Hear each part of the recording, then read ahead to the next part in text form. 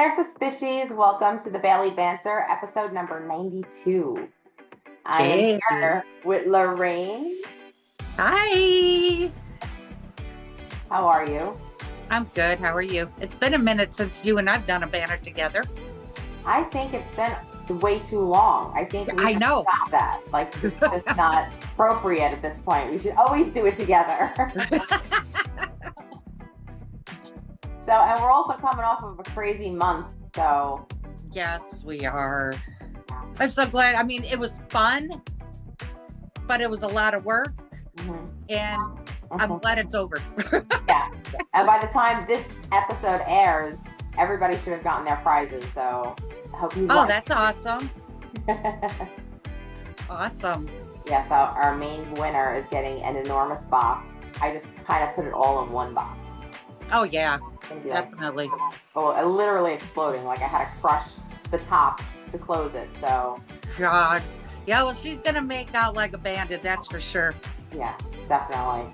So now today we're not doing a murder mystery and makeup episode. We're doing a dark history episode. Yes, because she doesn't have one coming out until May.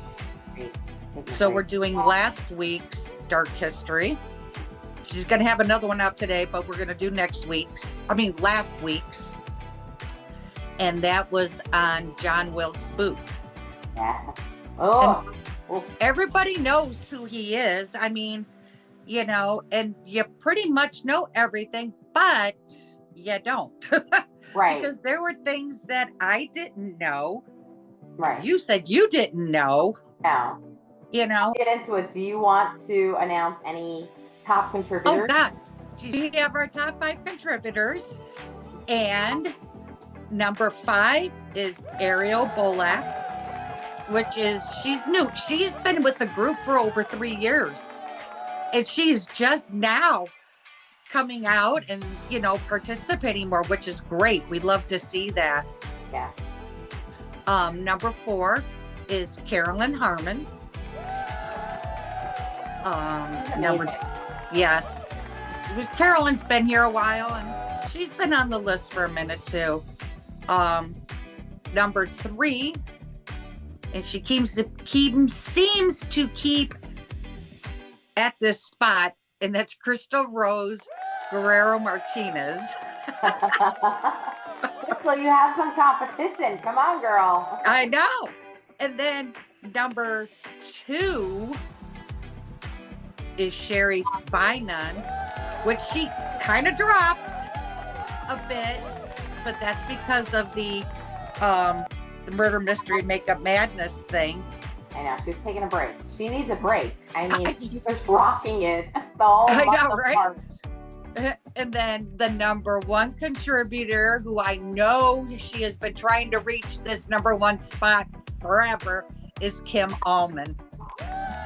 Congratulations, lady. Great job. I mean, seriously, you girls just like pull it out every single time. So proud. Exactly. They're always in the group, posting, commenting, supporting. So it's great. Yeah. It's great. That's what we love to see. Yes. Thank you. Now, let's get into the nitty-gritty of this episode. Okay. Yes.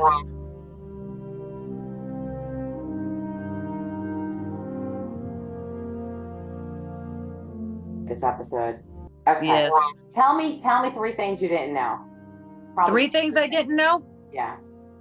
Didn't know, like I said, he was 9 of 10 children. Yeah. Didn't know that he was an actor. And I didn't know that his family was for the release and stuff of slaves. I think that's the same list that I had. Oh, for real? Yeah, same list. But like starting off with his family. So yes. Like, it seems like although his father was messed up, an alcoholic, right? But like that happens a lot back then. I mean, that happens a lot back then. Life wasn't so easy back then, right? Especially with 10 kids. Oh my Lord! Exactly. And 10 kids back in that day was a lot, because a lot of kids didn't really survive, you know, because of the diseases and, you know, and stuff like that. But yeah, 10 kids. But in his grandfather was a real, what's the word I'm trying to think of? Was he the nice one, the grandfather? Yes. And he was the one who was for the slaves. Right. He believed in the release of the slaves and them being, you know, having the equal rights and whatever, you know, that everybody else had, you know. And so where John came in and got his beliefs, I don't know. No. And know. you know, I think even though you can bash his parents, yeah, dad had issues, obviously. Right. Bailey definitely laid the groundwork for what was going on with the family. But when she said, well, the parents, you know, saw his attitude and were really done with it, and they sent him off to military school, I'm like, yes, because he needed structure, like hard ass. You're not the loud. Just because you're loud doesn't make you right. Yes. Shut it down. And I think he needed to be amongst other alpha people that can change his mind. Like, no, that's not the way the world works. And smack it out. But because oh my God, what was it? Was it his father who shot a man in the face? Yeah, and nothing came of it. Right, but wild. Right, but there was a law or something that you were not allowed to kill cats, and he did. And that was I was just like, what? Just don't fuck with cats. Don't F with cats. Exactly. It's true. Yeah, it was very, very strange. But his father was also an actor. And I know he was like in another country in Europe, I believe, you know, doing his acting or whatnot. So him and his brothers had to take care of the farm and whatnot. And then they built a stage in their backyard and put on shows. That seems so wholesome to me. Like, that seems so... I liked hearing that. I'm like, oh, that's really cute. That's just like being... Because back then, you know, accessibility to things like that were, you know, it wasn't normal. It wasn't, I guess, more... Especially on a farm, doing farm work, you know? Right. The Hollywood life is not anywhere. Like, that whole acting and career you would really have to pursue on your own, but it was really nice to hear that, oh, you know, they kind of joined up as brothers and did this because they had the same passion or whatever. Right. But he really just like, I don't know. Yeah, I don't know either. So his attitude early on, because he was very young throughout this whole thing, so his attitude really early on was he was like, he was into politics, right? So he was watching what was going on, and in America, we all know at this point what was happening. We were at the midst of the Civil War. It was the North and the South. Crazy time. Yep. And that was weird because didn't they live in like Maryland or something? So they were Northerners. Yeah. Oh yeah. So his family was aligned with the region. It was him. It was, and of course just because there were Northerners back there, I'm sure that were just as freaking messed up as what was going on in the South. So like, everybody's, you know, everybody's got a little dark section to their neighborhood, but like, it's. I don't know if at first he was doing it as being rebellious to his parents, but then he kind of like, it just dug his heels in on this idea that he didn't believe in freeing the slaves. Nope. At all. And which is shocking because he served in the military. He was serving amongst Black Americans in the military. So it's not like he was not communicating or didn't make friends, or I don't understand. Like it just especially in the North. Like, I don't know. Yeah, I didn't get all that either, but he did. He was not happy, especially after the Civil War stopped. Right. Um, Because they lost. He yeah, had to eat crow. Lost. You lost. yeah, and that's when he decided that he needed to do something, Yeah. and he went to um hear Lincoln speak, Mm-hmm. and he swore that that was going to be Lincoln's last speech ever. Right. Because Lincoln announced in that speech, which I think was his last speech, Mm-hmm. that he was giving anybody who served in the military voting rights. Yes. That really triggered him. And that Oh picture yeah. that she showed, I'm like, ooh, that's a real picture of him in the crowd watching it. Right. Yes. Yes. And then he recruited, or he didn't recruit at that time, but there was a friend of his there who had a gun, Yeah. and he told him to shoot him. Yeah. Shoot him right there. But his friend Nah, wouldn't do it. And then that's when he went out and he recruited like 8 other people, which that I didn't know either. I didn't know that either. Yeah. Yeah. And one of them was a woman. Yeah, I noticed that. Although she was in the center of the picture, right? She was in the Yes. second one. Okay. Uh-huh. I had to take a double look because I'm like, is that a woman? Like, she was rough. Yeah, she was. Yeah, she was. So yeah, so he was hell bent on getting rid of Lincoln. Well, first it was no, first it wasn't his intention. He was going to kidnap him Right. at first. What the hell was he going to do with the president? Where are you going to hide him? Right. And then they said, that was kind of out of it. I mean, because he was like 5'3". Yeah. Lincoln was like 6'4". How Yeah. is he gonna, commandeer him? Yeah. But then I think it was the speech that set him off, that he's like, no, he's gonna die. This is where, because I always did wonder, I mean, everybody knows that he was shot at the theater. Mm-hmm. How did Booth even get to that section of the theater?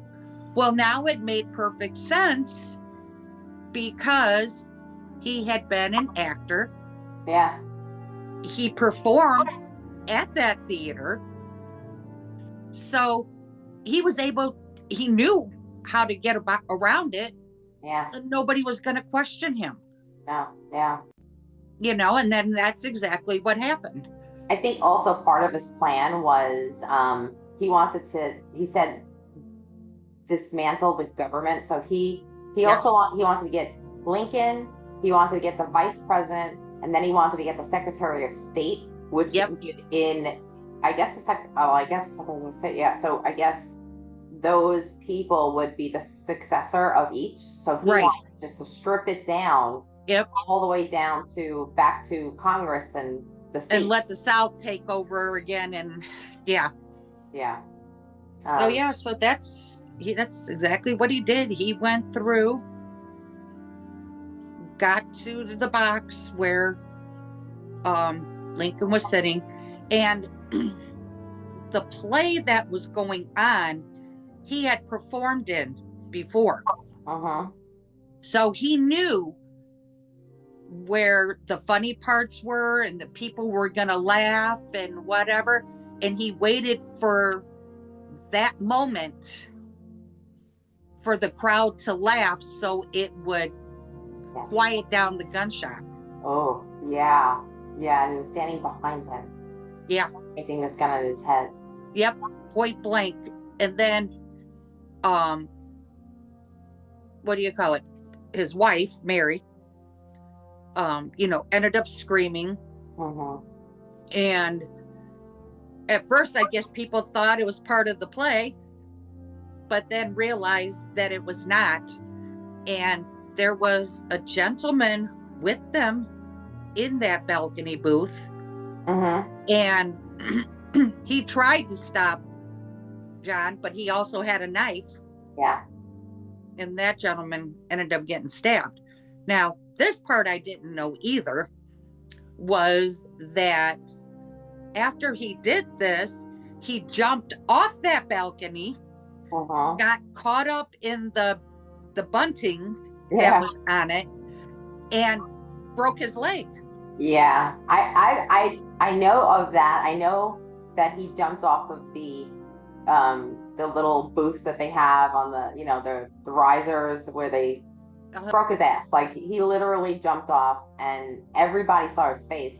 Everybody knew what he just did. Exactly. Oh, yeah. And you know something?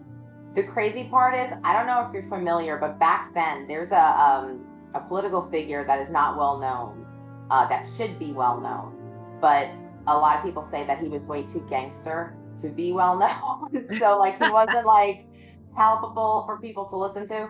But his name is Cassius Clay, and that's who Muhammad Ali actually is named after. Okay.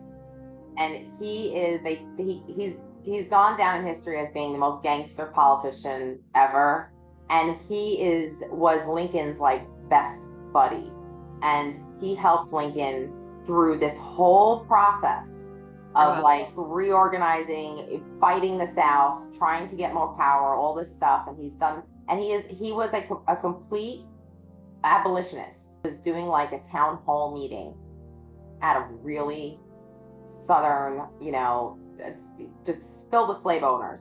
And he said, you can only believe in two things. If you believe in the rights of God and humankind, you believe in this. And he laid down the Constitution. He's like, if you don't believe in human rights, and you don't believe that all men are equal, then you must believe in this. And then he put down a set of guns. Like, if you're not going to do it, you and I are going to take this outside. Right.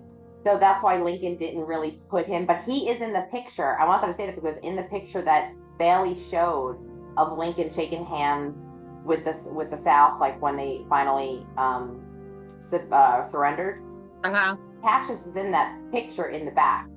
He's not the prettiest guy to look at, but he's a cool character in history.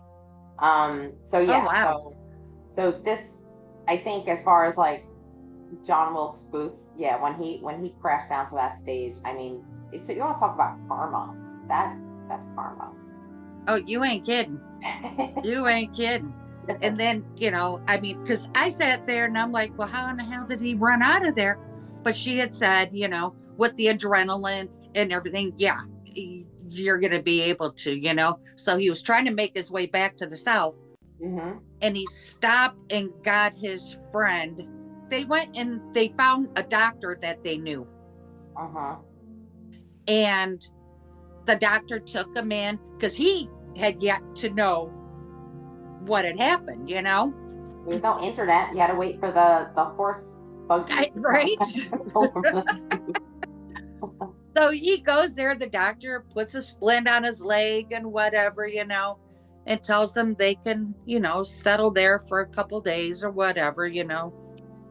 And then in the meantime, this doctor goes into town and he finds out that Lincoln died, that he had been shot. And then found out that they're on the hunt for John Wilkes Booth. Yeah.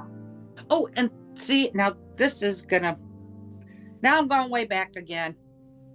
But the thing with John Wilkes Booth is on his hand, he had JWB tattooed on his hand, which will come into relevance later. And so, anyway, so he went back to his place and told them, you got to go. I'm surprised he did that. I'm surprised he didn't just walk over to the police station and say, I got them. Exactly. That I couldn't understand either, unless he had the same beliefs. Oh, yeah. You know, maybe, you know. So, but anyway, so yeah, they left. She showed a picture of him and the other guy on the Potomac trying to reach the South. I think she said it took them 10 days. With a broken leg on a Exactly. Yeah. Yeah. But then he got to, and this was kind of funny too, though, because they finally got to the South. they found a farmhouse that had a bunch of cabins, and the people said that he could stay there. And then he realized those were slave houses. Yeah. I love it. I love it. God works in mysterious ways. Karma is just kicking his butt along this road. Oh, I know. Because I think too, and it was weird, before he shot Lincoln, I think Lincoln wanted to meet him or something at one point, because he did see Wilkes in a show. Yes, like Lincoln was a nice guy. He saw him in a show, and apparently he was good at one point, and he was charming and good looking, and he made, a name for himself. And after seeing a show, Lincoln did grant him the courtesy of saying, "Hey, I want to meet this one actor," and he refused to, which I find so disgusting. Like it was disgusting because he didn't want to meet him, and he said, "I would rather have an applause from a slave before I meet him." Disgusting. It was gross. It was gross. So anyway, I guess some way, somehow, they found out that he was at this farm, and they, told them to come out, and if they didn't, they were going to set it on fire. Yeah. And his buddy, they wanted to light that shit up, though. They would just wait. They had the match in hand. They're like, "We're lighting this up. But we don't want to be wrong about this. We could turn in the bad guys real quick." But everybody just wanted to light that up. Oh yeah, definitely. But yeah, because they said they had orders. They want him brought in alive. Yeah. So, because if they didn't have that order, they probably would lit it up. Well, people were killing people that looked like him. I mean, yeah. America was mad. They were. And he didn't understand that. Yeah. And he did not understand why everybody was so upset with him. He thought everybody had the same belief that he did, Hero after this, but he didn't read the room. Like, America just got through the bloodiest war of its history. Yeah. Even no matter what side you were on, you lost children, you lost fathers, you lost land, you lost so much. Yep. It was just like another thing that I think everybody was just fatigued about. They were just like, okay, we could have won it in the polls the next time or something. Like if you hated Lincoln that much, you could have voted for the next time. But for him to do that, it kind of it dismantled the power, the idea of, the American president being this sacred person, because everybody votes on that one person, you know? So it's like, an assassination? No.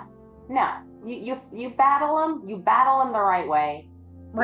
It's just a coward. Ugh. It is. It's very cowardish. Yeah. But his buddy ended up surrendering. Yeah.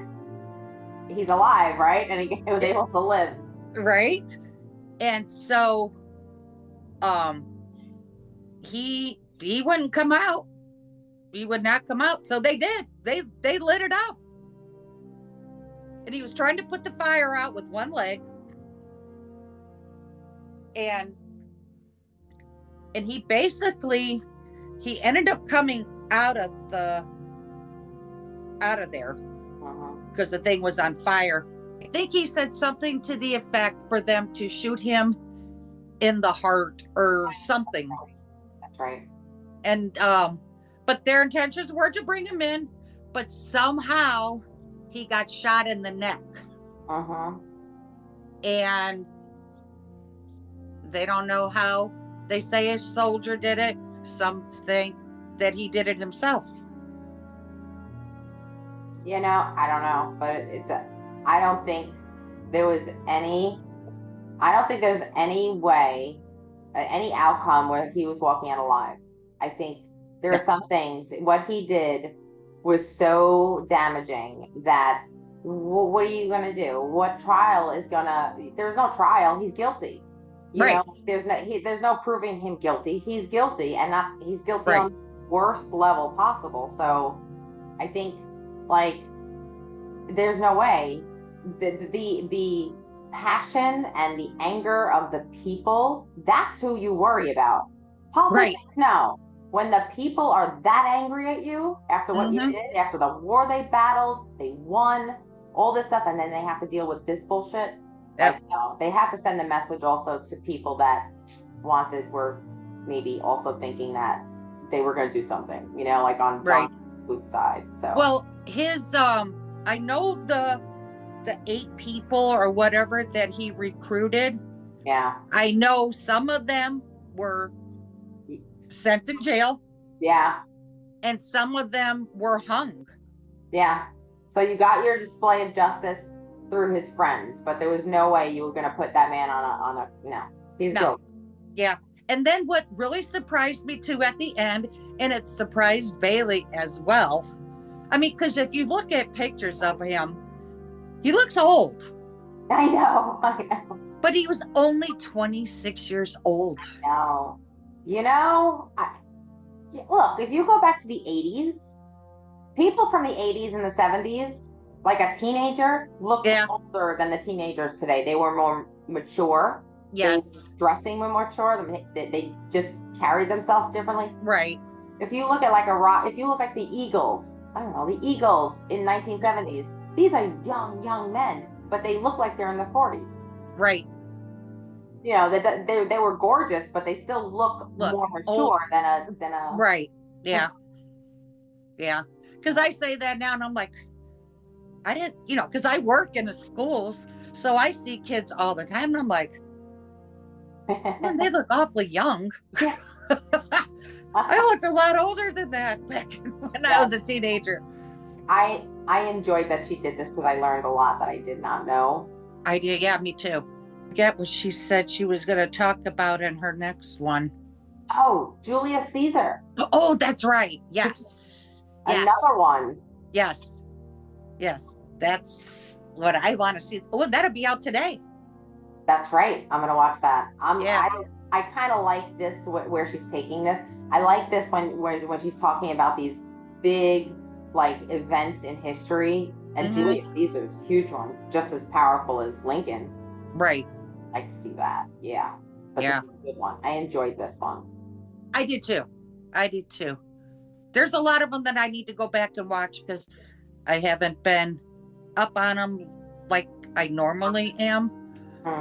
So I got to catch up on a lot, but I really enjoy her dark history. Yes. I was hooked on Murder, Mystery, and Makeup because I just enjoy watching her do her makeup. Right. And Dark History is like so polished and she's already done and stuff like that. So now that I sat and watched it, I'm like, she puts in a lot of details in her Dark History, she is. And did you notice? Because I love her little like Paul and Joan. Oh yeah. Did you see Paul in the background? Who's Paul? I know the bird. The bird is what? The bird is Joan Crowford. Okay. Who's Paul? Paul is the skeleton. Oh, okay. All right. And he's always in the background, but she had him dressed up like Abraham Lincoln. That's right. Okay. However, whatever she's got going, Joan and Paul are always in there. Yes. According to whatever she's discussing. Yeah. She's amazing. She is. And the more she's doing it for years now, but like now, like she's become such a pro at explaining, breaking it down. Oh yeah. So I can understand what's going on. She is. She's great at it. I mean, granted, she's got, especially with Dark History, she has a huge team. Yeah. You know, that helps her with that. But, you know.